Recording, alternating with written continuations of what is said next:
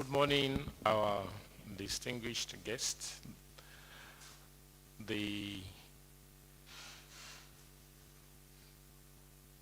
Senior Special Assistant to the President on SD, Sustainable Development Goals, our distinguished members of the press, and the coordinators for this event, the Presidential Communication Team. Today is another event, another episode in our series of making public officials accountable for their stewardship. Mr. Chairman, SSAs, you may wish to know that in the year 20,000,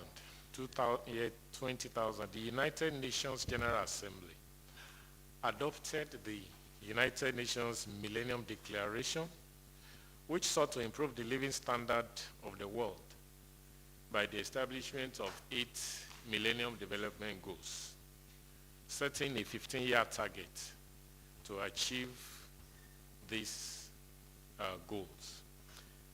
The 15-year period ended in 2015, but because the international institution was not able to achieve this set target, they therefore instituted the Sustainable Development Goals to succeed the MDGs in 2016.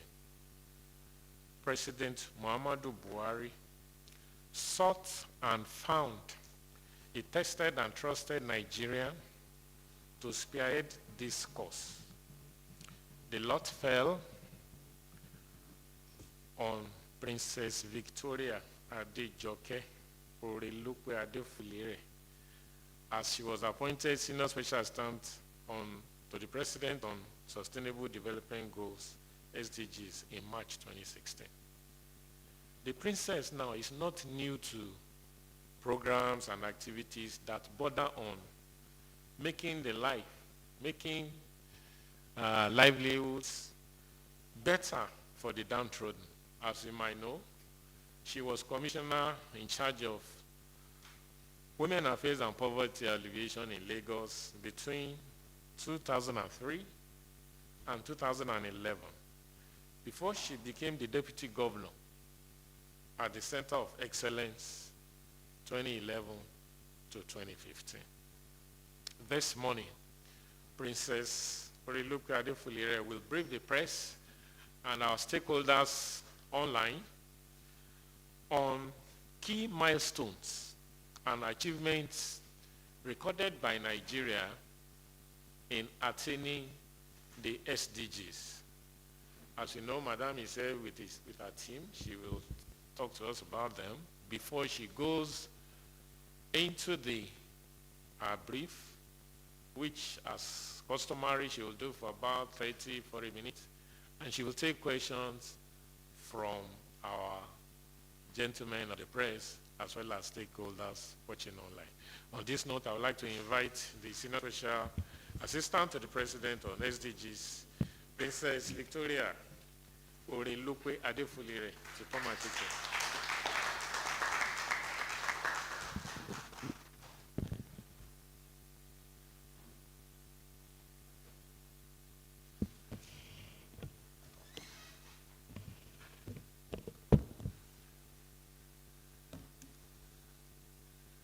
Good morning, very distinguished members of the Presidential Communication Team, headed by the Chairman and the Special Advisor to Mr. President on Media and Publicity, Mr. Femi Adesina, and also my brother, the Senior Special Assistant to the President on Media and Publicity, Malam Shehu Garba, the SSA to the President on Media and Communication, dear sisters, distinguished colleagues, distinguished members of the State House Press Crew, other distinguished Nigerians, ladies and gentlemen. My name is Adejoke Orelope-Adefulire, Senior Special Advisor to the President on Sustainable Development Goals. I am delighted to be here with you this morning and to provide an update on the Nigeria implementation of the 2030 Agenda for Sustainable Development in Nigeria. Indeed, when the world leader met during the 70th session of the United Nations General Assembly, specifically on the 25th of September 2015, they were very clear that they wanted a world that is economically sustainable, socially inclusive, and environmentally resilient. This vision is expressed through these 17 Sustainable Development Goals, 169 targets, and 230 key performance indicators. Broadly, the SDG are universal call to action to end poverty, safeguard the planet, and ensure that all people enjoy peace, prosperity by year 2030.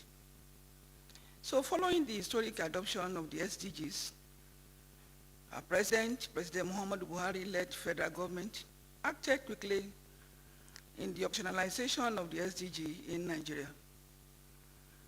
This commenced with the timely establishment of our office to provide strategic direction and impetus to the national commitment on the SDGs. The office is charged with horizontal and vertical intergovernmental coordination and guidance for the SDG in Nigeria. This entails mainstreaming, acceleration, and policy support for the SDGs. Very distinguished ladies and gentlemen, it is pertinent to state that our office does not implement the SDG in a lateral meaning, but coordinates the implementation of the SDG across the country. Thus, Nigeria's strategic approach to the implementation of the SDG can be seen in two different levels, at the national level and sub-national level. At the national level, our office works closely with the Federal Ministry, Department, and Agency of Government to integrate the relevant SDGs into their sectoral plans and programs. At the sub-national level, similar institutional structures have been adopted by the 36 states of the Federation and FCTs. As a vertical coordination, our office is working closely with the states to mainstream the SDG into their medium and long-term development policies and plans. Key milestone between 2016 to 2022. Between 2016 to date, we have successfully institutionalized the SDG in Nigeria through the implementation of a number of strategic initiatives and programs.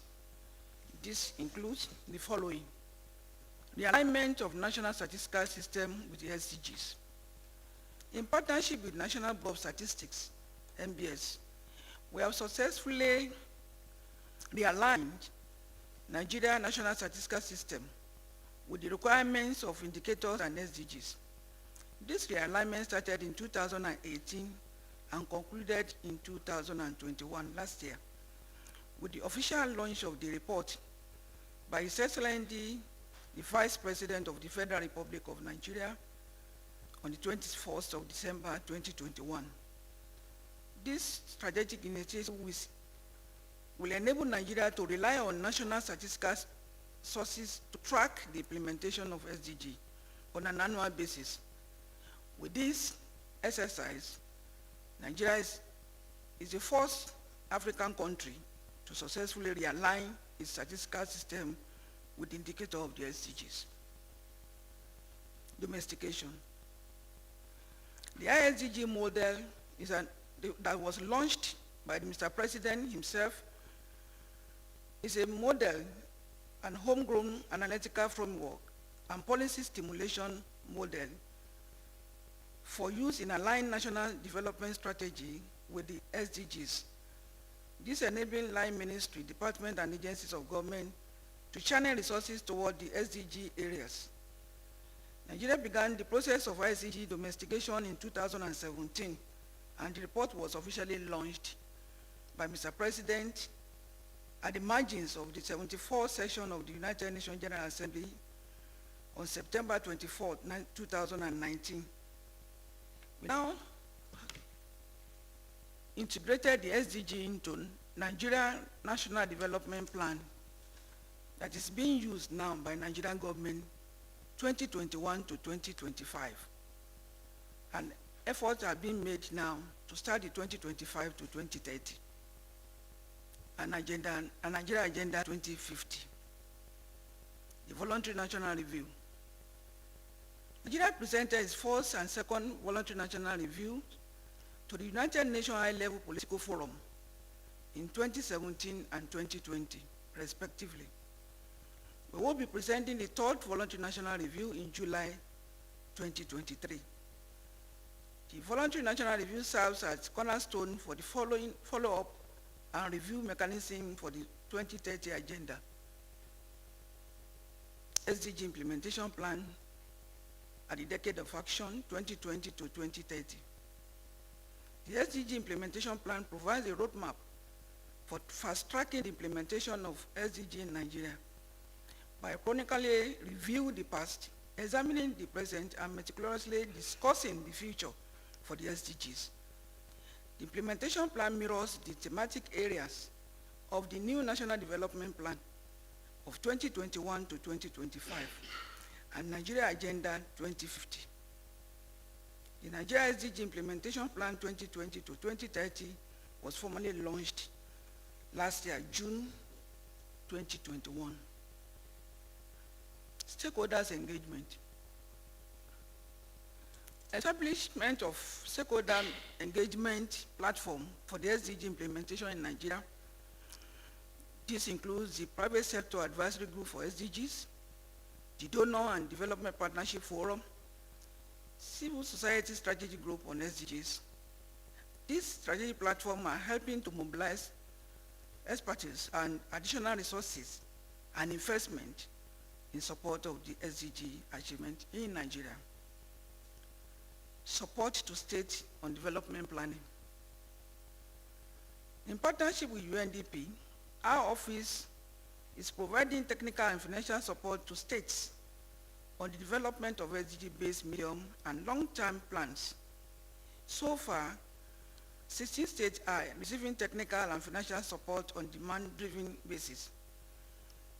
They include Akwa Ibom State, Bauchi, Gombe, Ekiti, Kaduna, Kwara, Kogi, Ondo, Lagos, Osun, Oyo, Plateau, Sokoto, Yobe, Niger, and Zamfara State.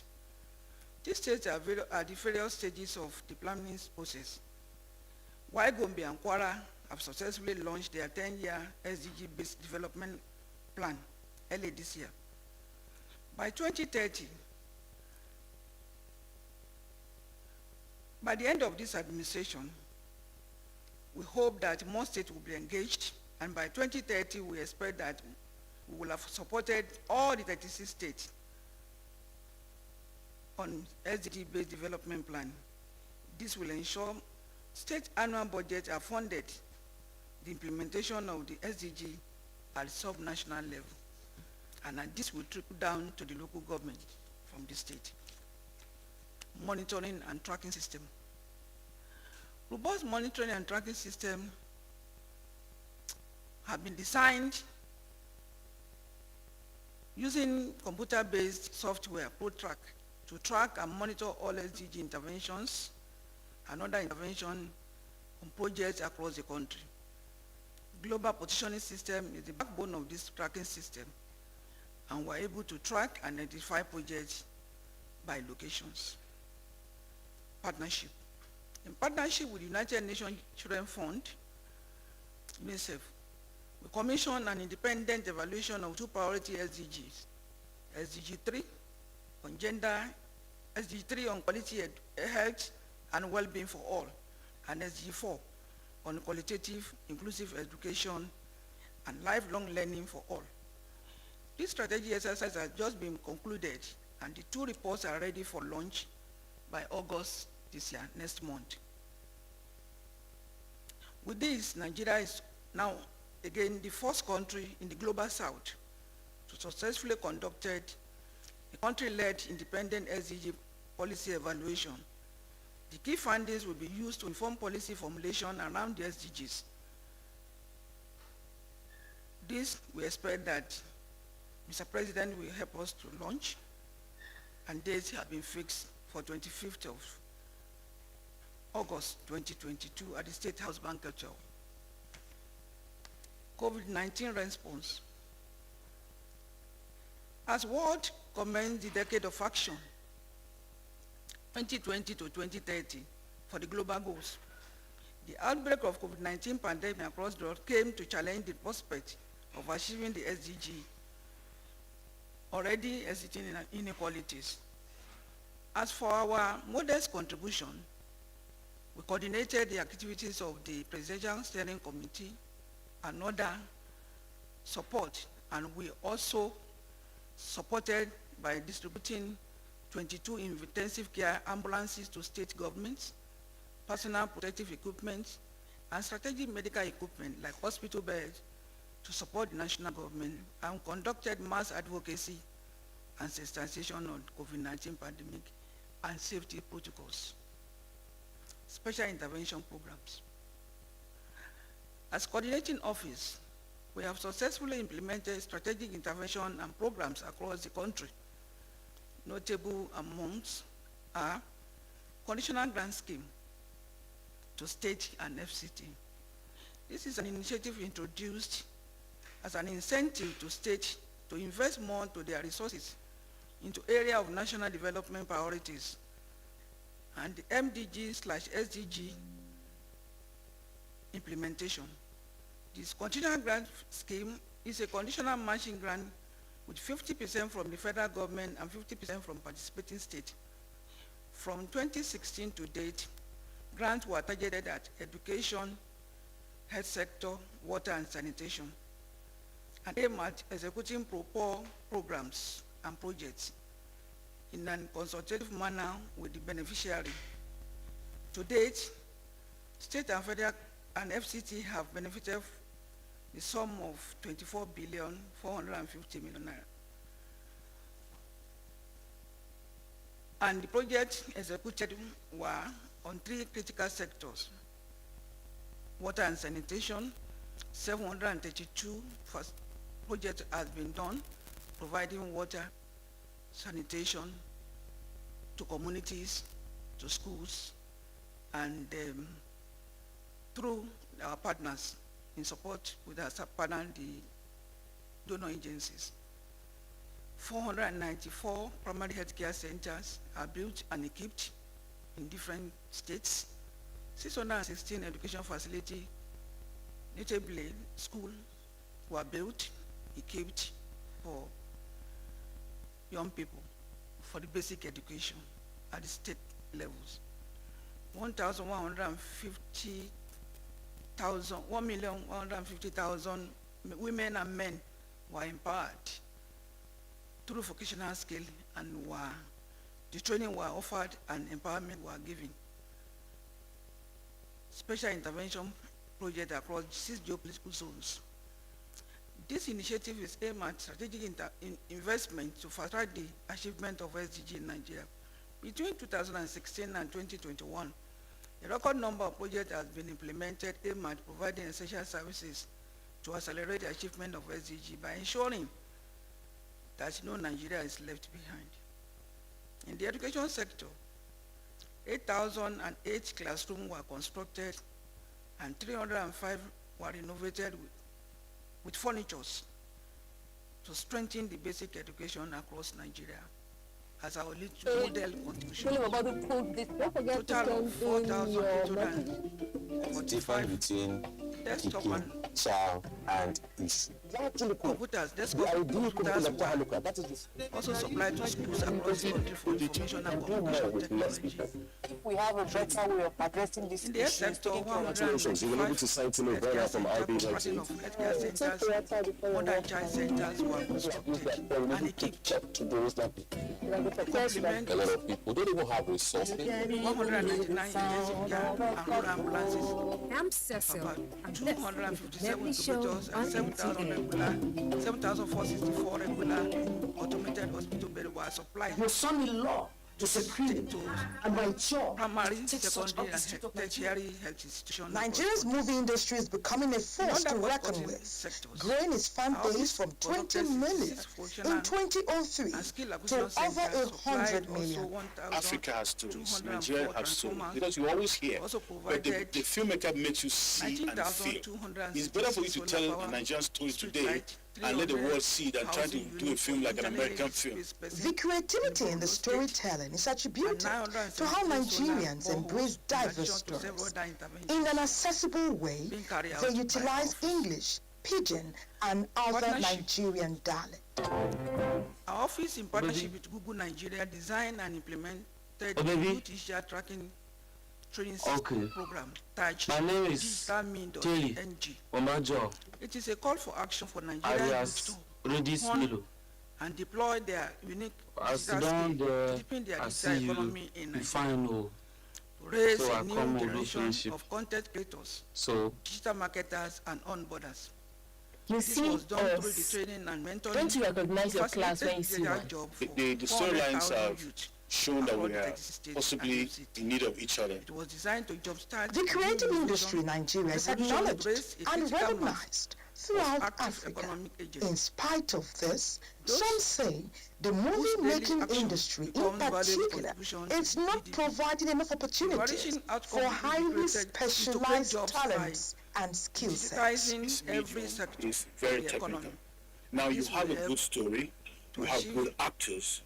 How are they captured? You use lights and camera position to create mood. You know, the image speaks louder than words. If you want to portray that somebody is depressed or is not happy, he doesn't need to tell me in his language that he's not happy.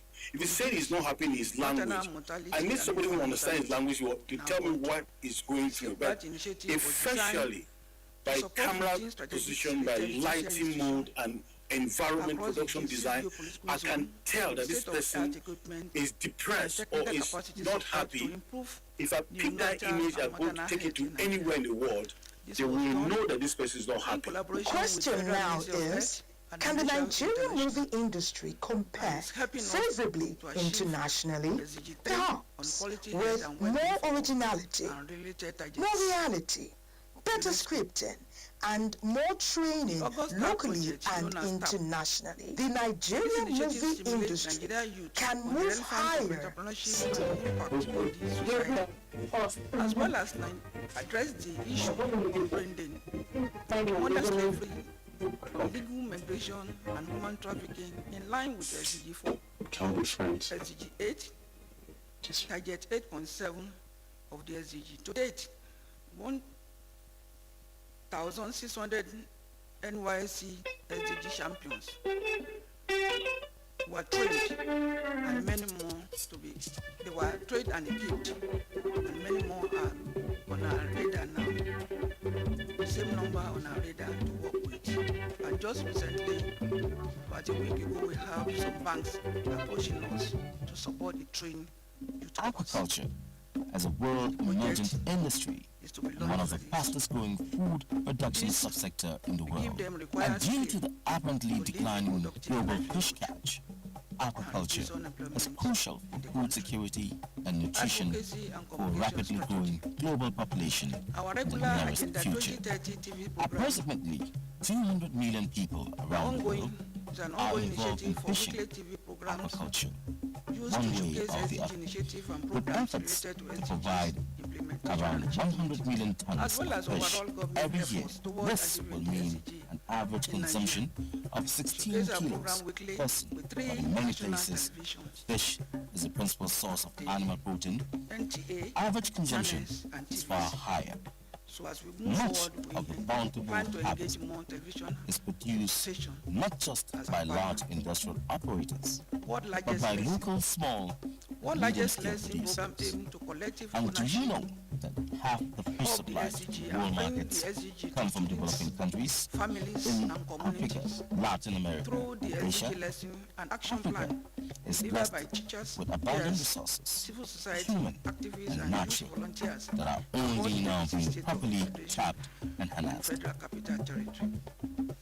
The success story of agriculture Smart Classroom abound in Initiative Nigeria, and Digital Education Initiative was implemented in partnership with Chinese and digital we bring the technology focus giant, of the world Net Grand onto Website glaring Holding cases in Nigeria, and aim at providing which is quality the education to in a Nigerian fish children in farm line with village SDG4 in Ijebode, on quality health, which rears the African catfish. quality education, I still enter knowledge, and quality education for all. the industry too, there's still room for them to get more. Local investors So to invest mountain in training and building training and IT retraining incubators, digital is also a skills, key and software to enhance outsourcing productivity. and training The rural farms towards the creation gained of international recognition in the area of bodies like technology and innovation. FAO of the United Nations, Innovation Hub. DFID, JICA, Establishment UNDP, of innovation On our hubs own in part is collaboration to with source UNDP. for more funds We for have them, because completed the consultation really and speaking, technical there is no way you assessment can of really the grow well SDG office in this kind across of business without principal zone. adequacy of The sixth state of art innovation hub will resources. help accelerate the implementation Without of borrowing, SDG without getting at some growth, sub-national level. there is a limit This on the support growth. with With decentralized 4,927 funds, coordination through knowledge and if they have experience 2 sharing billion access to among 2 the billion states. naira, that may not be even enough as working capital in a year. So one of the Findings from founders of 2022 on national who started agriculture in voluntary Ghana, reviews. Crystal Lake, in When collaboration Nigeria faces with Water challenges Research on health Institute, outcomes we such had as to do high a rate of trial to maternal assess mortality, whether the local species there have been could grow significant reduction competitively in in Ghana. under 5 And mortality rates from 157 to 132. Nigeria's current access to basic drinking water now at 64. This review emphasized the need for more investment in public health and to ensure that most vulnerable are reached through universal access to basic healthcare services. We are mindful of the gains, significant reduction on deaths of our children, and working with Ministry of Health and the additional resources available, we will continue to make more efforts to ensure that we get to ground zero. On SDG4, the key challenge confronting the country has to do with out-of-school children. A demographic challenge that relates to an interplay between employment, SDG 8, education, SDG 4, no poverty, SDG 1, and digital economy, SDG 17. With a population of approximately 200 million people, regional disparities are very significant in the education sector. But works are in place with the committee set up by Mr. President on Sterling Committee on out-of-school children to get all the students out of school back in school. We are making modest contribution by getting schools ready for them, and the committee is working closely with us and relevant line ministry to ensure that young people are back in school as quickly as possible. SDG 8. Nigerian informal economy is one of the largest on the continent, estimated about 53% of the labor force and accounting for 65% of the GDP. It is estimated that 75% of the new jobs are informal, ensuring that youth are well trained and able to transition to productive employment through the digital economy can help reduce poverty and help diversify growth away from the oil and gas. In addition, the Nigerian government can dramatically shift to digitalization and strengthen its transition to e-governance to facilitate its social protection and to the poor and vulnerable population. Baseline indicator and update. Goal 1, ending poverty in all forms. Reducing poverty and sharing prosperity. The government of Nigeria has maintained steady investment in expenditure in health, education, and other social services between 2015 to 2018. Because investment in those areas are essential and integral to the addressing poverty, with about 10.8 million out-of-school children and more people driven into poverty due to many issues. COVID is one that ravaged the world. Nigeria's expenditure on education of 8.6% in 2015 has witnessed a steady decline of 8.5 and 8.2% in 2016 and 2017 to 2018. This was largely due to COVID-19 witnessed and other related issues across the country. And of course, the global oil prices that we witnessed. Goal 2, zero hunger.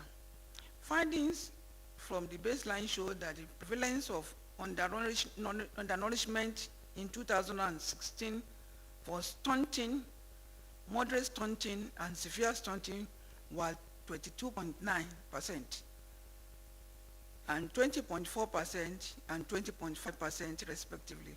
While in 2019, the report indicated that 32% stunting and 21.2% and 10.10% for moderate and severe stunting respectively. Thus, we have moderate decrease in severe stunting among our young children. Goal 3. The summary of the baseline indication that the rate of under 5 mortality rate, meaning that for any child born in a specific year to survive before the age of 5, 1,000 births in 2016 was 128 to 1,000. It has reduced significantly to 100 in both 2018 and 2019. However, the population of Nigeria covered by the National Health Insurance Scheme for better quality of life via the removal of financial barrier increased from 154 to make 266,000 for female, made up of 2,066,608 for female and a male in 2016, for about 781,057 for male and 332,742 for females, an increase of about 26% national coverage. We are encouraging state governments to cover more people on health insurance for be able to achieve the goal SDG 3. Goal 4, promoting lifelong learning opportunity. Participation rate of youth and adults in formal and non-formal education and training in the previous 12 months increased from 4.97% in 2016 to 5.38% in both 2017 and 2018. There is significant increase in investment in education sector, especially from the organized private sector. Goal 8, promote sustained, inclusive, and sustainable economic growth, full productive employment, and decent work for all. In 2016, Nigeria faced economic challenges, which was fallout of global oil prices crash and insufficient foreign exchange earning to achieve balance of trade. This was, however, increased from 1.6% in 2016 to 0.82% in 2017, with annual per capita of 17.31% and was subsequently increased to 1.91% in 2018. And in 2019, we have 2.27% with per capita GDP growth of 1.22%. This was subsequently sustained, and we hope for significant improvement going forward. Goal 10, reduction to reduce inequality among the countries. According to the baseline report, the labor shares of GDP, which comprises of wages and social protection transfer, estimates that 2016, the labor share of GDP was 25.17%, and witnessed a steady increase of 26.06% and 26.61% in 2017 to 2019. With the successful realignment of national statistical system in Nigeria with the indicators of the SDG, this December, the second of series, going forward, Nigeria will be able to track and report its on SDG on an annual basis compared to what we normally have from the United Nations. So we have the first-hand information and we'll be able to argue if the report and data is not correct. So every year we will have our first-hand information through our National Bureau of Statistics. Nigeria now, again, the first country in Africa to have successfully realigned the national statistical data 2 times. The takeaways. The Nigerian government has demonstrated strong commitment towards the 2030 Agenda for Sustainable Development and SDGs. Institutional framework has been established at the national and sub-national level to support the effective implementation of the SDGs. Thus, Nigeria is leading in the institutionalization of the SDGs. The SDG cannot be achieved by standalone programs and projects. They must be carefully integrated into national and sub-national policies and development plans. Currently, we have integrated the SDG into Nigeria National Development Plan 2021 to 2024, and work is ongoing on 2025 to 2030. And we're presently supporting the 16 states to develop same. It is our hope that 36 states and the ICC will be developed as we move on. And this is our approach to mainstreaming, accelerating, and policy support of the SDG by Nigerian government. Robust monitoring and tracking system has been put in place to ensure effective tracking and intervention using computer-based software. We are committed to conducting voluntary national review every 2 years for presentation to the high-level political forum in New York. To leave no one behind, we are on track, and we need the expertise of the resources of all, both the private and public sector, the UN development system, the donor community, academia, the wider civil society, and concerned citizens, especially the philanthropists, to be able to collectively achieve SDGs as planned by the government of Nigeria. I thank you all for your kind attention. I would like to invite you for a few seconds to our photo storybook as we continue our deliberation. Thank you so much.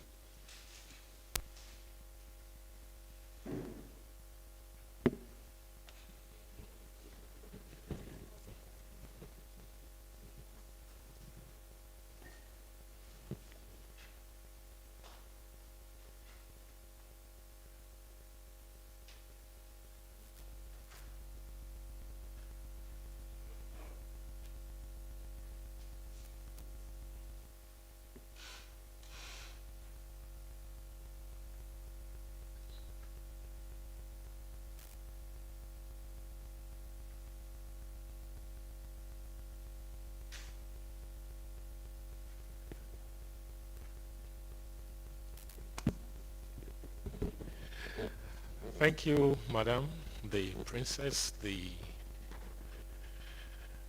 Senior Special Assistant to the President on Sustainable Development Goals. As you can see, pictures don't lie. Even if some of us might claim that we have not seen or we've not been at the site where some of these things have been done, at least we can see them here. She's done the presentation and she's given us an update of what she's been able to do this last 6 to 7 years. At this time, as customary, I would like to call on gentlemen of the press here. If there are areas of the briefing that they need clarification, or they feel that Madam has not done too well, Madam will tell you and convince you that she has done well. Who is asking the first question? Madam, usually. Arise, Fifen, Daniel Odi, and Julie for the first set of questions. Good morning. Thank you very much. And I think Madam has done very well. It's a Herculean task to have this done. My name is Adejoke. I work with Arise News. I need clarification why we are giving support to 16 states at the moment. What informed that decision? And when you say we are on track, we are barely 8 years away from the Sustainable Development 2030 target. Which of the 17 goals is Nigeria on target to meet? And can you tell us which states at subnational levels, because you did say national and subnational levels, which of these states are quicker to this finish line, if you can, and if you have that statistics? Thank you.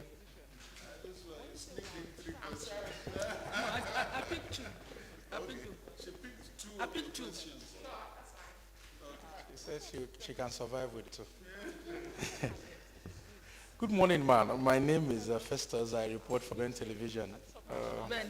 Ben TV. My question will be 1.5, not necessarily 2.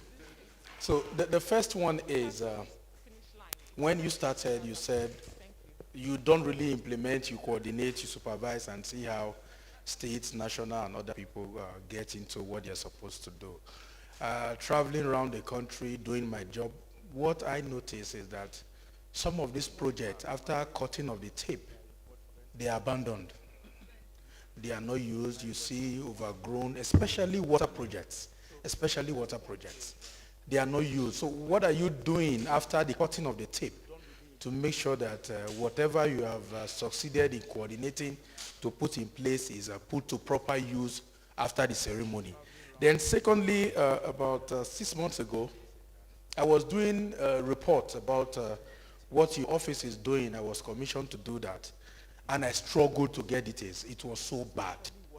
The only thing you can get is what you have on the UN website. And you know, nobody tells your story better than you would do. They just put a little thing there and struggling to get your number and the contacts that are on the site. I did not go through at all. So, what are you doing to tell your story better? Some of the things you're doing, because the TV programs you're talking about, not everybody will have access to it like the way the internet and some other things would do. Thank you.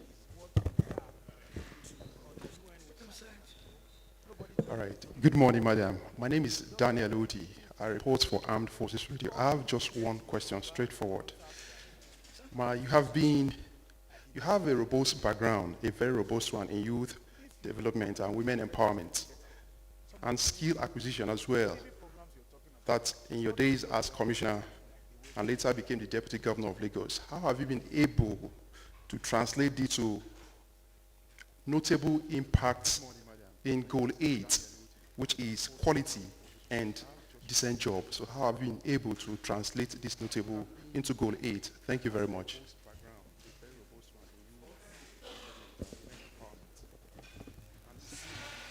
Good morning, ma. My name is Juliana Taiwo Baloyan of the Sun newspapers. I'm interested in knowing health and well-being being a major area of SDGs. I want to know the notable strategies you have put in place to accelerate Goal 3. And then just to add, in terms of peer review mechanism, where does Nigeria stand against other countries as we race towards the goal, attaining the SDG goals? Thank you.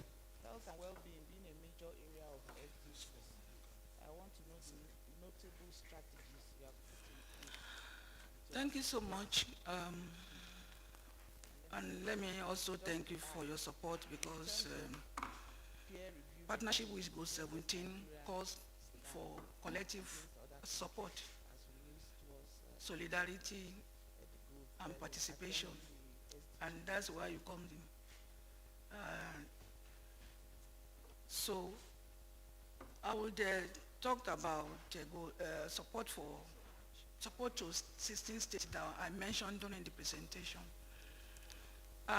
Like I said, SDG cannot be achieved by a standalone program, process, and projects or the federal government. We all know that we have sub-national government, the state and the local government, and that's where the problem lies, where we have the people.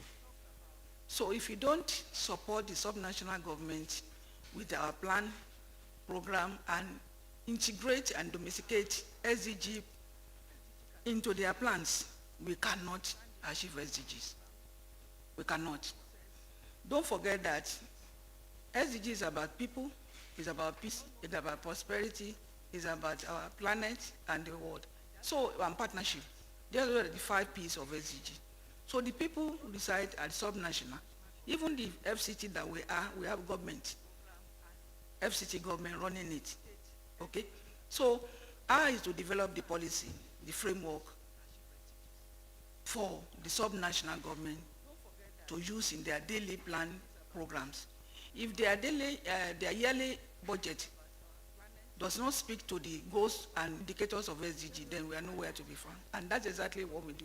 I said the ISDG model that we developed, that was launched at the margins of General Assembly by Mr. President, is the document that we are using. We've successfully implemented that at the national level to the ministry, agency, and department of government. So we are now domesticating and mainstreaming that document into their plans, programs, and projects, so that we'll be on the same page to achieve SDGs. And that's what we are doing. Aside from this conditional grant we are giving to them to support them to match 50%, and we give 50% to support their proper programs, projects. The document is very important. The framework must be embedded. The ISDG model must be domesticated into sub-national policy and plan, and that's what we are doing for 16 states. I think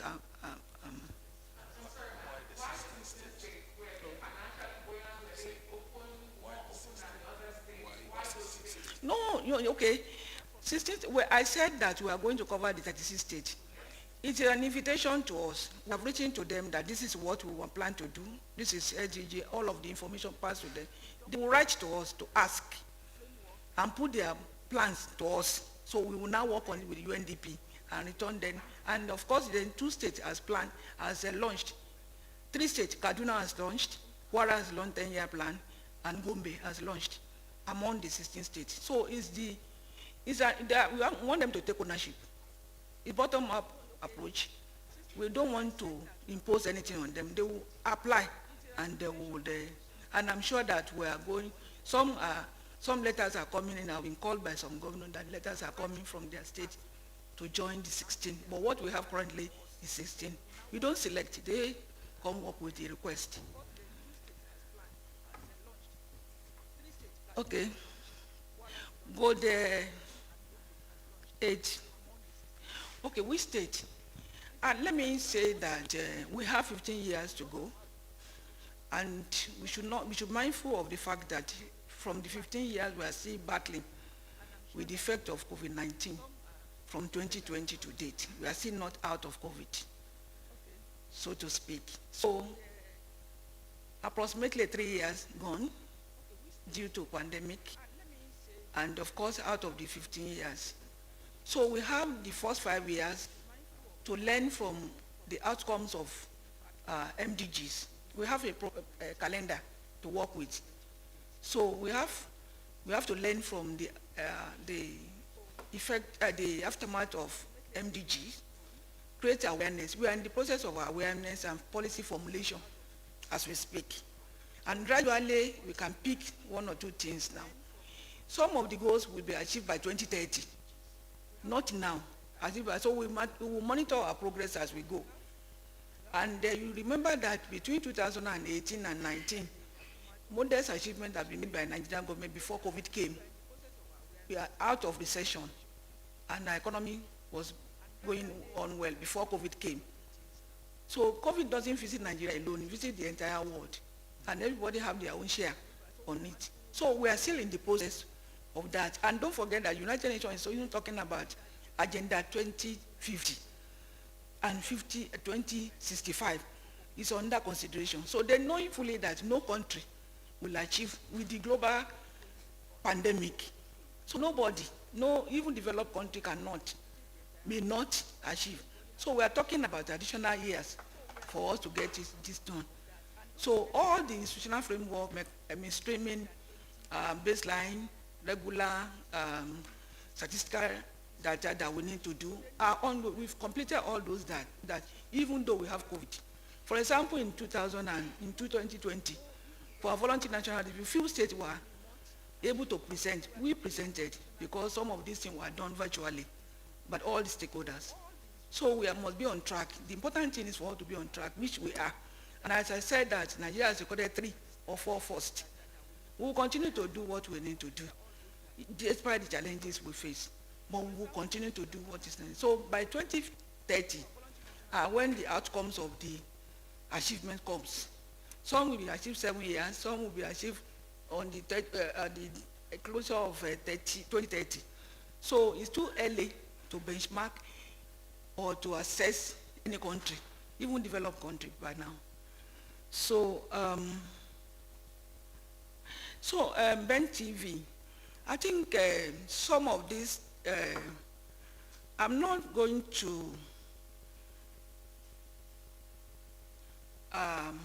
dwell more on the abandoned project. I'm sorry, there's none of our project that has abandoned.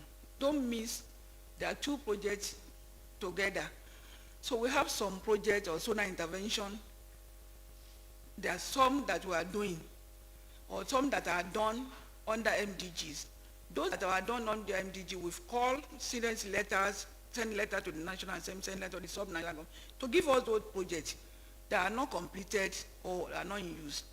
I'm sure they are not in use because they are not completed or they are not equipped. To give it to us to adopt so that we can make it functional and hand it over to the community. We are doing that. It's just that the list is endless. We are doing it as we get it. Just 2 days ago, we got about 6. And we have moved to site to complete it, equip it, and hand it over to the various community. So there's none of our project that was abandoned. In fact, we choose, when you look at it, for example, the schools, we have 8,000 of this across the country. There's no local government that we don't have in the country. There's no local government in Nigeria that don't have this school. And when you see the school, you see furniture there.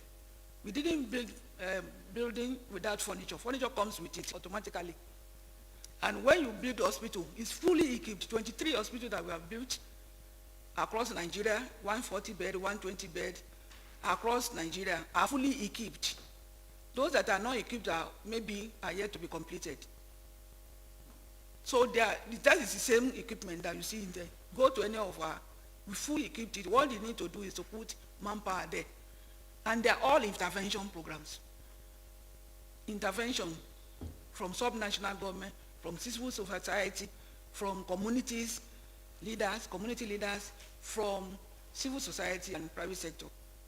The approach us for this is a community here that has about 200 or 100 students, there's no school.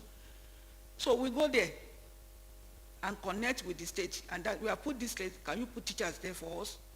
And we use ProTrack from channels also. We get information from them, and that channels, there's a desk officer from our office that monitor abandoned or unutilized projects, we take those things from there to intervene. So there's none of our projects that are not in use, because as we build it, we keep it and hand it over to state. So I think that some of the water that you see might be previous administration of MDG, or so if you see it unused, but I've told them that if we cannot retrieve it, we'll do another one for that community. But I've told them to put down the one that are not good. So if you do another one for them, if that one cannot be rehabilitated, and we do another one for them, we need to pull down the old one. So we shouldn't leave it there again. So I'm sure that those are the ones that you see. Not none of our project, because it comes, you can see who will not take this one up. Who will not? So, and our website, I agree with you that I have that information just 2 days ago. And I promise you that from today, from the close of work today, after we leave here, we will update it. And can you now post the website address to them, so that from, okay, start from what, tomorrow, so we update today, tomorrow, so if I say today now, it might be late, so from tomorrow, you see updated information there. Today, as we leave here, we will go and do the needful. Thank you so much. Thank you for the information. Armed Forces Radio.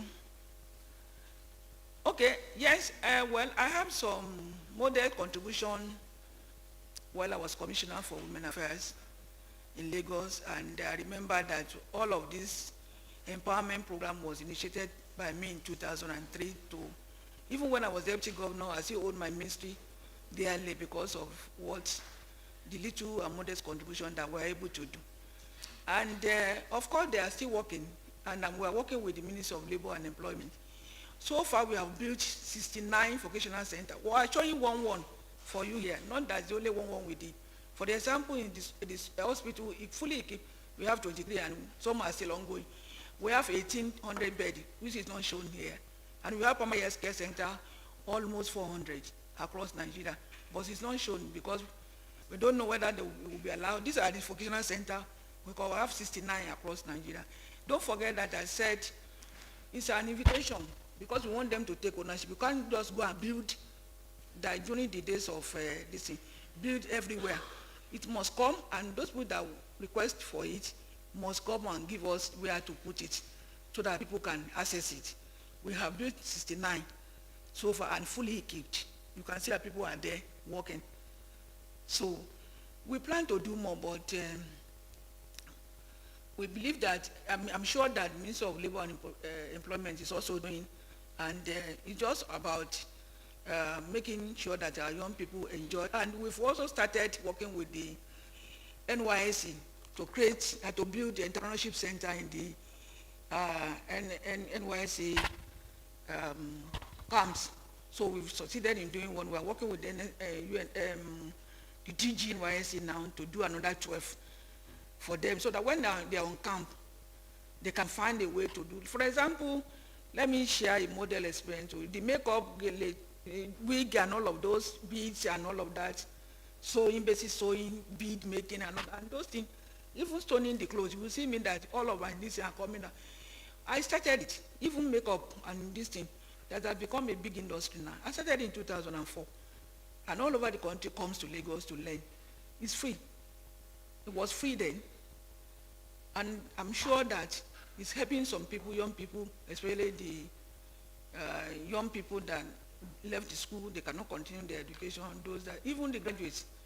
We have series of vocational. When we started with the short-term training of 6 weeks to 8 weeks, we graduated to the vocational training, and all are going on well. People are coming to learn. Having 1,000, 2,000 a day is something. Even if you don't have a job, while you are waiting for a job, you can learn this thing and have income pending it and that. This thing. So we are encouraging the youth corpers to take maximum advantage of this. We will go to work with them so that they, when they are in the camp, they can learn one or two things during the time that they will get employed. So it's a thing that's very dear to my heart, especially for young girls that are vulnerable. So we will continue to do that, and I'm doing it. Just that you cannot just go to people. We want them to take ownership and get it utilized. That's why we wait for them to send requests to us through our website, through letters, through calls, and through different platforms.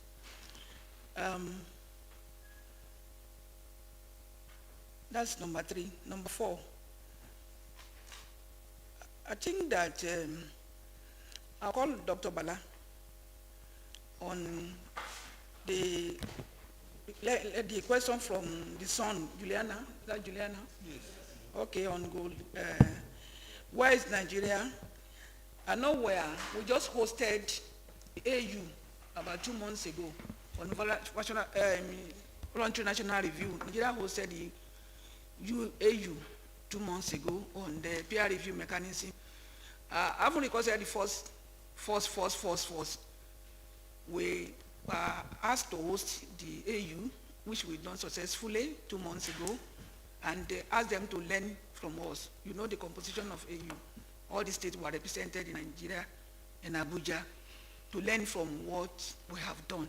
And few other developed countries also invited us, and he was one that represented the office, so I will yield the floor for him to speak on that. Thank you so much. Thank you so much, Your Excellency, colleagues. So just responding to the question on peer review, when world leaders adopted the 2030 agenda in September 2015, they set up a follow-up and review mechanism, which we now know as the high-level political forum. The world leaders recognized that the SDGs cannot be achieved today or tomorrow, but it has to be within the time frame. So the cornerstone of the review is the high-level political forum, and the instrument is the voluntary national review. And Her Excellency mentioned that we presented the first voluntary national review in 2017, and then in 2020 we presented the second voluntary national review. From 2020, Nigeria's voluntary national review, that report was rated highly by the United Nations Economic and Social Council, basically because of the methodological approach to that review. We prioritized several reporting SDGs that were based on our national development priorities as embedded in the ERGP. And that review showed that it was done in an evidence-based manner using independent evaluations along those reporting SDGs. And the report was highly rated. Some of the summaries Her Excellency presented were actually from that review. It is early, like she also said, to do an impact evaluation. In fact, no country has done an impact evaluation on the SDGs. You can do impact evaluation on micro projects before and after, but it is a policy evaluation, okay? You want to evaluate SDG 3. You need to make sure that because it's on the concurrent legislative list, it is in the national health sector strategy or policy. And when you take that document that appropriately mainstream the targets and indicators of SDG 3, then you go through that whole process. And the evaluation that we've just conducted on SDG 3 and 4, the report will be launched in August 2022. That means next month on the 25th at the State House banquet. You could see how an impact evaluation on SDG has thrown out some key findings and recommendations. But we're not doing it to just say ABC, it's wrong, but it is to inform policy formulation as we move into the 2030 agenda. But the world leaders were cognizant of the fact that you can't do impact evaluation on the SDGs, and that's why they call for the voluntary national reviews. We are committed to doing that every two years, and every year that we don't do VNR, we will do a progress report based on the fact that we have successfully realigned our national statistical system. And going forward, like Her Excellency mentioned, by December every year, National Bureau of Statistics should be able to tell Nigerians where we stand on the 230 key performance indicators. And incidentally, 70% of that indicators will be coming from the system of administrative statistics, okay? That's the periodic running of government, ministries, departments, and agencies. And then about 25% will come from the periodic surveys that takes place every 3 and 5 years. And that's why it's difficult to say that to evaluate SDG 1, for example, because the instrument for doing that takes place every 5 years. That's the Nigeria Living Standard Survey. You need to run a survey across Nigeria, 36 states, 774 local governments, and about 10,000 political wards also, to come to that conclusion that this is where we stand on poverty. I would like to end here. Thank you. So I think what I wanted to speak about is the peer review mechanism on how we were invited to train. Yeah, so so just to shed more light on our leadership role, not only on the realignment that we said with the first African country that has successfully realigned our national statistical system, on the independent evaluation, which we have the first in the global south to have conducted a country-led independent evaluation of priority SDGs 3 and 4. We've been to a lot of forums where we've shared our conceptual approach, methodological approach. Nigeria is now leading and actually spearheading other member countries of the United Nations to get a United Nations stand-alone resolution on country-led evaluation. So we're doing this in partnership with Finland, which is the first country known to the world to have successfully done also independent evaluation of SDGs from the global south. But Nigeria is the first from the global south to have conducted country-led evaluation.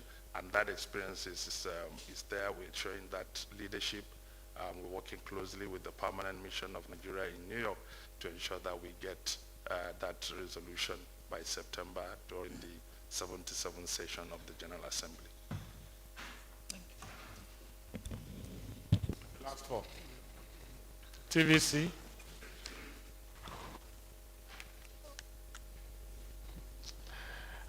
Daily Trust, FRC and Kaduna, and Business Day.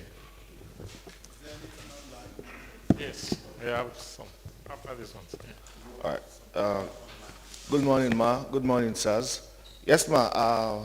I'd like to ask, your job is, you said, to coordinate, maybe supervise and all of that. Talk to us about how the lack of political will, or I should say bureaucracy, by subnationals to deliberately implement and maybe execute policies that would propel Nigeria towards achieving the SDGs has slowed down the country's journey towards achieving this 2023 SDGs. And again, Ma, you didn't talk about how security, you didn't talk about how insecurity has significantly also slowed down Nigeria's journey towards achieving the SDGs, because we know that in some parts of the country, schools have been shut down. Even in the FCT, we know it has contributed to rising poverty, health. So many of the SDGs are now impeded by the insecurity we have in the country. So talk to us about how this has affected your program. Thank you, Ma. Sorry. My name is Bello Wakili. I report for Radio Nigeria. Achieving the target is largely dependent on the ability of Nigerian government to release funds. In view of the challenges confronting Nigerian government, how are you coping? And how many intervention projects have you executed so far? Good morning. I'm Muhyiddin Olani. I write for Daily Trust. Most public offices are believed to either embark on phantom project or poor project implementation. What have you been doing in the area of deploying innovative means to track and monitor your project to ensure that quality projects are executed?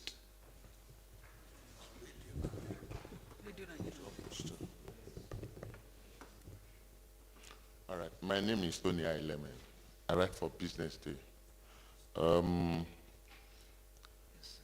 SDG Goal 4 and 10 are closely related. 4 talks about investment in the education sector, and 10 talks about reducing inequality. Now, Goal 4 in your analysis, there has been a persistent decline in investment in the education sector. Talked about 8.6%, 8.5%, then dropping to about 8.2%. I don't know what your suggestions are for upping this investment, especially in the wake of the fact that you know that this particular sector will definitely affect your effort to reduce inequality in the country. Thank you.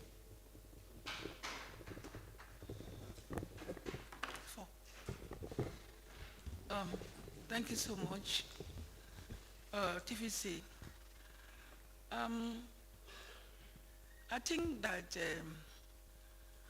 I will not call it lack of political will on the side of the sub-national government. Like I said to you that this achievement of SDG is in process, is in different levels, has been canvassed by the United Nations.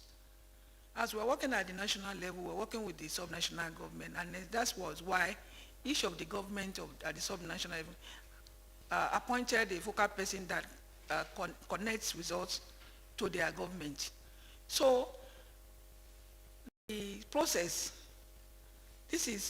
let me put it this way. Ordinarily, if you didn't sign up to achieve SDGs, and knowing fully that SDG is not a new project, is this act of government activities. And when you look at the 17 goals, you will see all the activities of government there. And in every state you have Ministry of Job Creation, Ministry of Employment, Ministry of Women Affairs, Ministry of Education, Ministry of Housing, Ministry of Innovation, or whatever have you. Those are the goals, individual goal or goals of the SDGs. So already established in the governance structure. But what the SDGs seems to do is to accelerate government activities so that we can benchmark ourselves that this is where we want to be at that camera stand in 20 years. So something is pursuing us to get to that place. Ordinarily, we may be doing things in our own way, but with the SDG implementation, we fast track. So SDG is not a new project that you think that, oh, we have adopted it from somewhere. We just adopted acceleration for the benefit of our people, and of course to ensure that people at the riverine community, people at the rural community are not left behind. The people living with disability are not left behind. Everybody comes together. Of course, to say that the partnership of SDG 17, public officers, the public and the private sector work together. During the MDG, we don't have a standing alone for goal 17. It was embedded in MDG goal 8. So now we have private sector participation, civil society organization, other philanthropists to come to partner with the government. So the government is the public sector.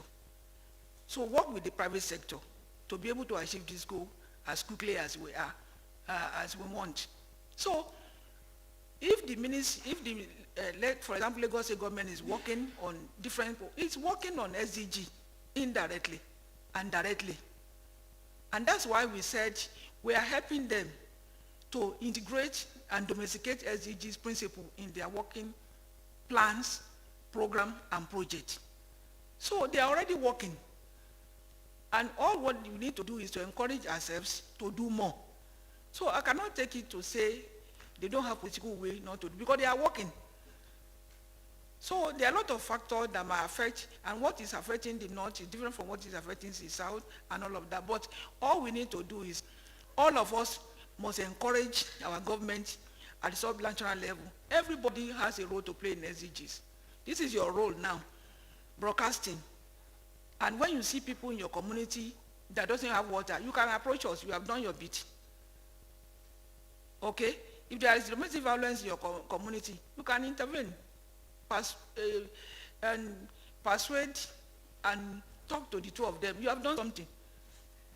Because if that is not checked, it will go to the community, escalate to the community and to the state and to the country. So there are things that we can do individually, things we can do as a family, things we can do as a community to help our government.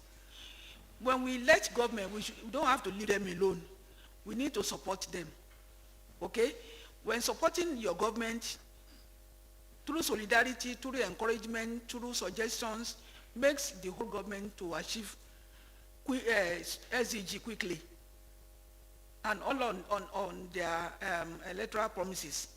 So we can't elect them and abandon them. No, we need to come together to help. If you see a school that is collapsing, water is bursting water pipe, call the representative of God so that they can fix it. That water is affecting some people if you don't fix it quickly.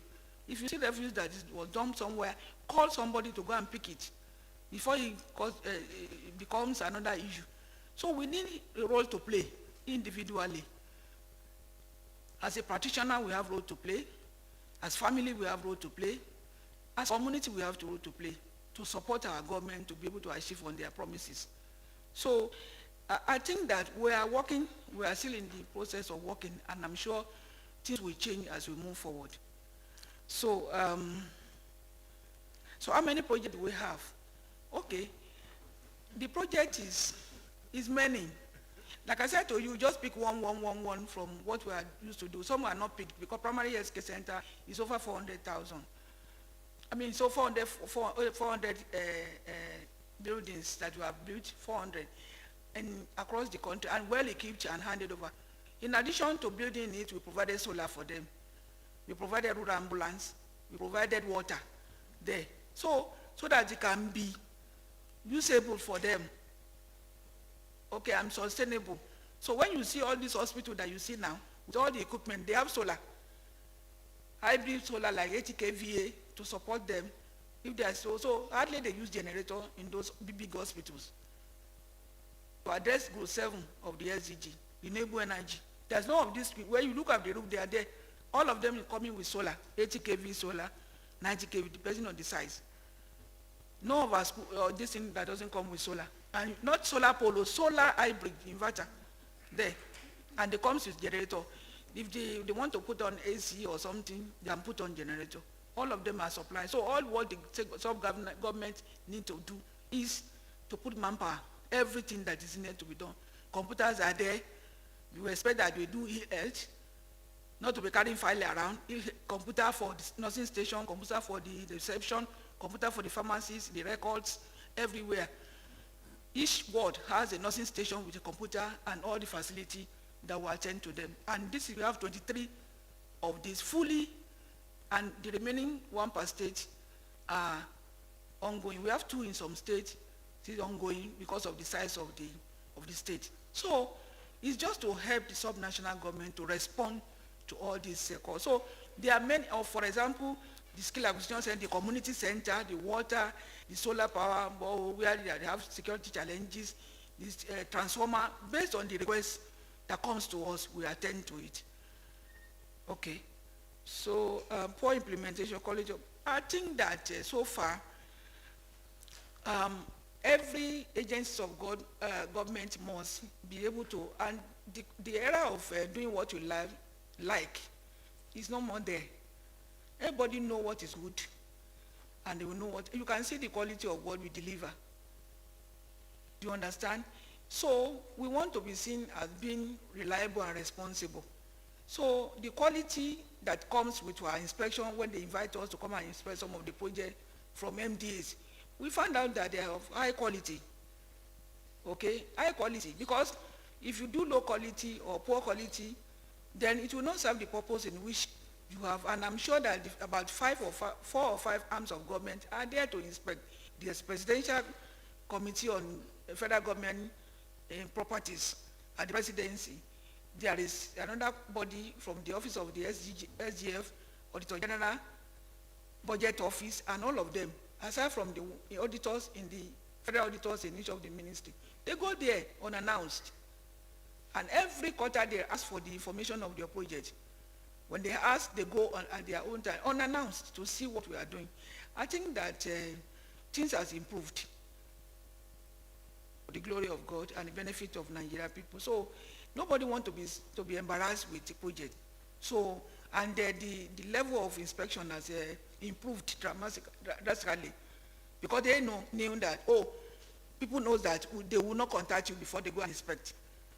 And the report of the inspection will come back to you. So we want to be let down. So the chief executive of MDAs are very alert to responsibility. I'm sure things has changed from the way things are done before. So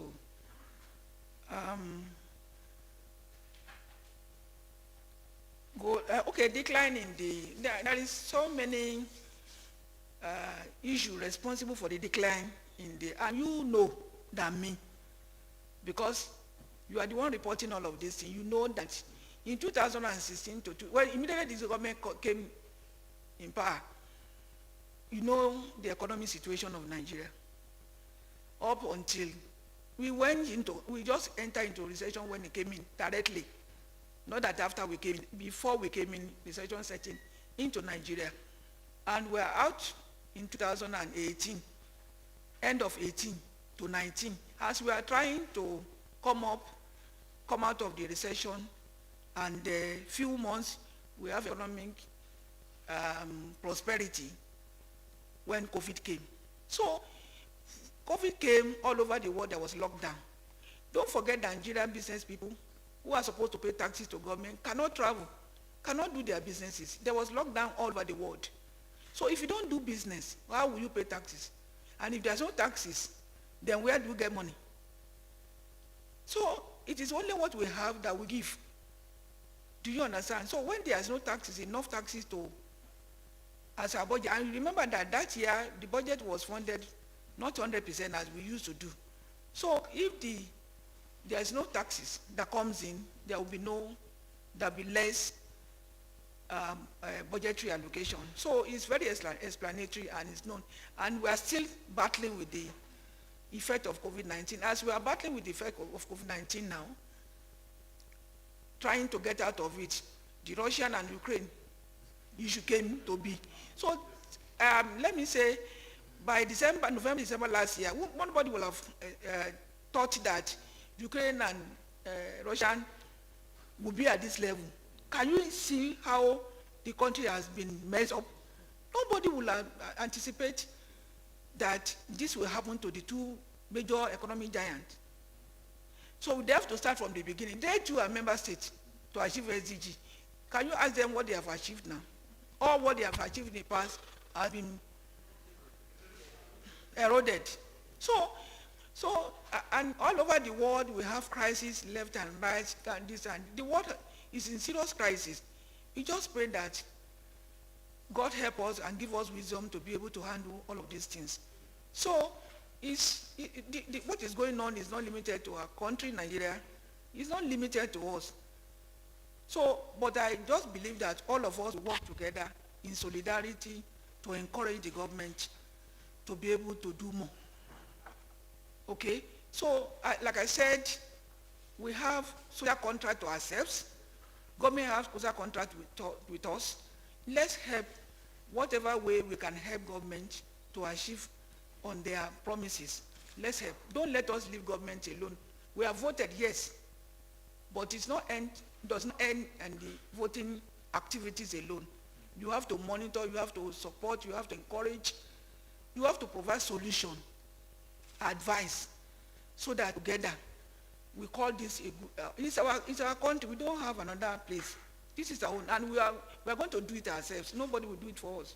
So we need to come together, both practitioners, academia, civil society, families, individuals. Let's come together and provide solution. It is not enough to complain. Let's provide solution and pray God will help us. So the global crisis, yes, oil. The oil crisis, you know, the effect of Russia and Ukraine has started the world oil crisis, not only in Nigeria. You know how much they sell oil in UK now, and US, and other European and Asian. So that two countries now mess up a lot of mess up the world, so to speak. Not only oil, wheat, as simple as that is. Wheat, vegetable oil, and all domestic, and the women are the receiving end because foodstuff are gone up. So I know we have our own of this thing, but we will surmount it by the grace of God. Thank you so much. I think Madam has, she's done justice to most of the questions. But in short, to all, because even these ones I have online, I'm sure you've touched on them, but we might as well just also recognize them. Someone says, what specific role does NGOs in development play in the attainment of the SDGs? And can you tell us, as a writer, can you tell us what role your office is playing in the humanitarian response across the Federation, given Nigeria is becoming, in his words, a den for IDPs due to violent extremism? That's one. Then Mariam Abdullahi of the Cable says, with the rising level of insecurity and more farmers displaced, leading to the high cost of food prices in the country, is the government taking any measure to ensure that SDGs 1 and 2, that's no poverty and zero hunger, are eliminated in the country? What is the government doing to improve the situation? I think you touched on it. 3. Yes. Then the last question online, Abdul Semio Monsuro is saying, many schools have been shut down and children displaced by insurgency and forced to drop out of school. Many of these children are currently living in IDP camps. What are you doing to ensure that SDG 4 is achieved in the country? I said you had actually touched some of them. Okay, thank you. I think the role of NGO, non-governmental organization, in achievement of SDG has been mentioned. They are also our eyes and nose in ensuring that no one is left behind. Like I said, that we can't be everywhere. And that's why Goal 17 is a standalone goal for partnership. So their role is to partner with us, partner with government, both at the local government where they operate, or state government, or connect with us. So they form part of the civil society strategy group of SDG, which I mentioned during my presentation. So they have a role to play. Academia have a role to play. Women organization, youth organization, even the children themselves have roles to play. So, and this is a private sector, this is a multi-stakeholder engagement on SDG, where you have all the, even channels, this is also MD and few other people are there. We can't pick everybody that came, just pick few people. And we have other picture that shows the entire body of this thing.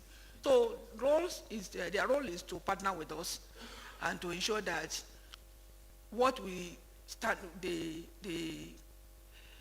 achievement of SDG reaches to everybody wherever they are. The people living with disability must not be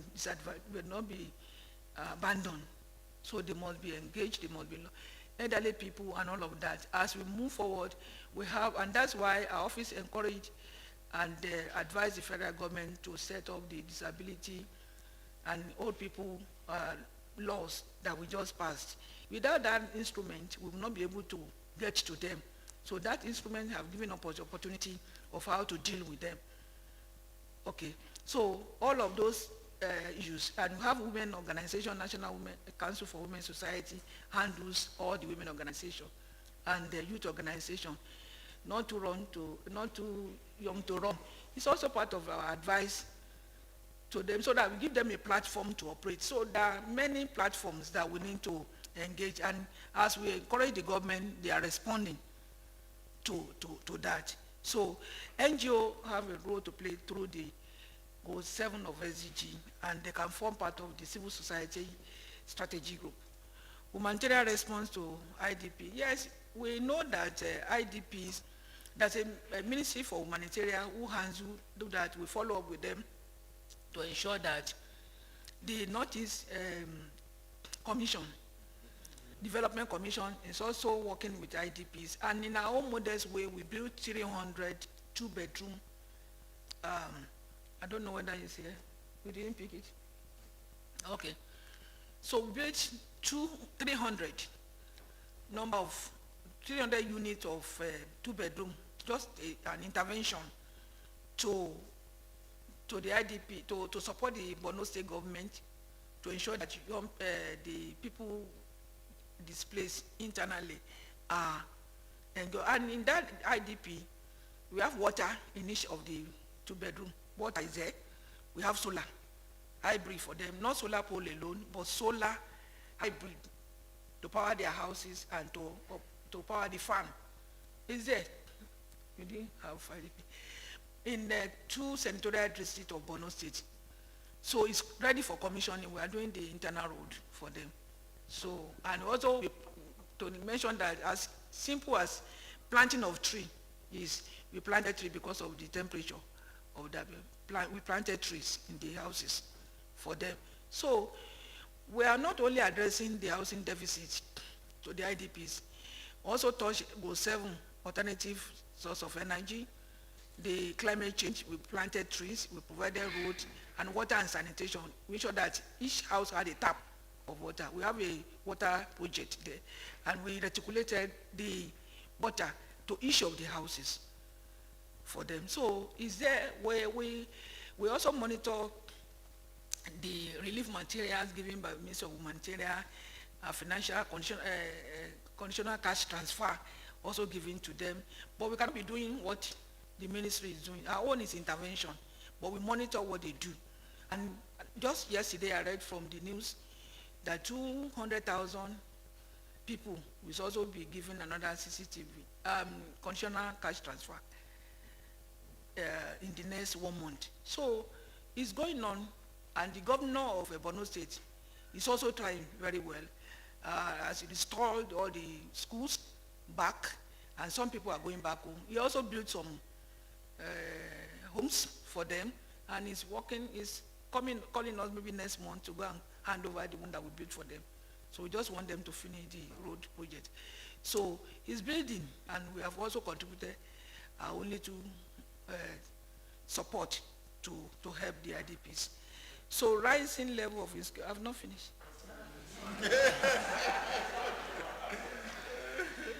So rising level of insecurity that affected our foodstuff. Yes, like I said, I agree with you that food prices has gone up. COVID is one of the problems. Insecurity is one of the problems.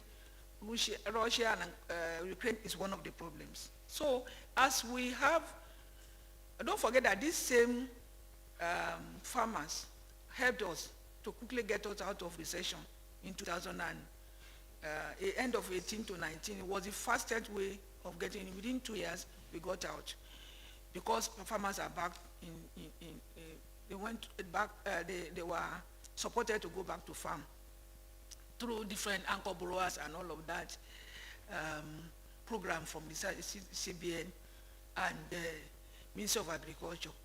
So I know the insurgency and clashes between the headers and the farmers has caused a lot of issues, and I'm sure that as we are talking here now, the security meeting is going on simultaneously with us now. Well, I pray that God will help us to get out of this insecurity. But it's only that when we work together as partner, as professional, like I said earlier, that we can get out of this problem. And also to ensure that we are vigilant in our communities. So it is not, like I said, it's not for us alone to complain. Whoever comes to your community, strange faces that come to your community, quickly raise alarm, talk, say something. If you see something, say something and do something. Don't see something and keep quiet, you know. So if you see something, say something and do something. So do something so that together we can have a very this thing. We will get out of it by the grace of God. We will get out of it. So many schools are short. One more. Many schools are short. That is Borno and some part of the northeast because of insurgency. But I think that the governors, the Northern Governors Forum, that this affects, are working towards that. And I think maybe this information is not very recent, because I know that we contacted with some of the states, and we found out that some of them are back in school. So I don't know when this information came. They are back in school, because we know the importance of being in school. Even the other issues will be resolved very quickly. Thank you so much. Before the chairman of the presidential communications team comes to round off everything, let me just inform that before the website comes up, as promised by Madam tomorrow, copies of this presentation will be made available to you, and they also have publications through which you can see some of the things done. They are already available here. So while we wait for the website, we'll make those publications available to you. Over to the chairman. Thank you very much. Two clarifications. Please, when Princess was talking, she was responding to that question on how far we have gone in attaining the SDG goals. She said even Western nations cannot achieve. But she corrected herself and said may not. So please, let's not go and say she has said even Western nations cannot achieve the goals. She said she changed it to may not. Please, let's note that. And then Ben TV. Why do we have a media office here in the villa? If you needed to reach anybody, we were there for you. All the time you were knocking yourself against the wall. If you had come to the media office, we would have linked you. So, thank you. Yes, but the website will be up now, so it will be easier for you. And then maybe off the record, somebody asked how many projects they have nationwide. For your information, there is one in my community in Osun State. 80-bed hospital. Thank you. We have 380 bed in Osun. Okay. We have 380 bed in Osun. We have 2 for Vision Center. We have 200 beds, one in Oyo. We have 100 beds. We have transit home for women, abused women. So, if there are 380-bed hospitals in Osun, and my community has one of them, am I not lucky? and they voted PDP.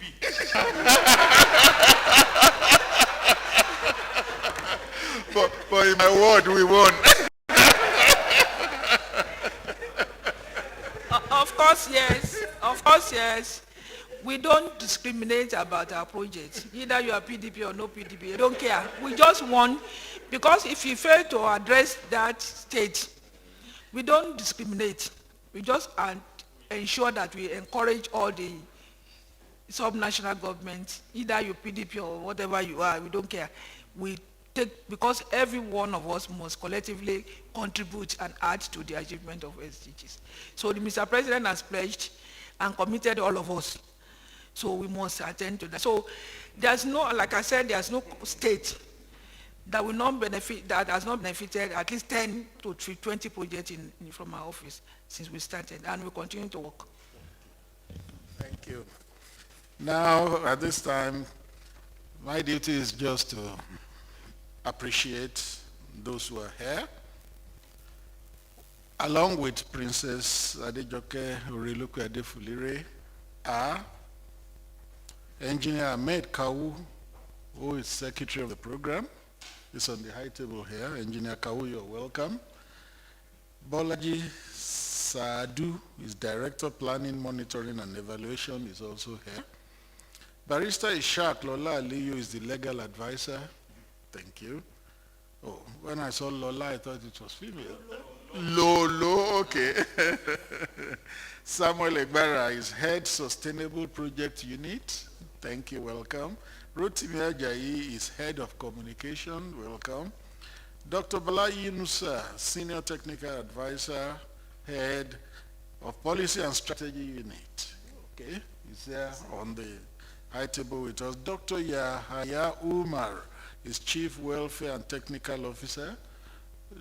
Okay, thank you. Oh, it's Prof now. Thank you. Ms. Rose Kefas, Special Assistant, our friend. Mrs. Taiwo Ibrahim is Personal Assistant. And Desmond Utonwem is SSA Media, also our friend and colleague.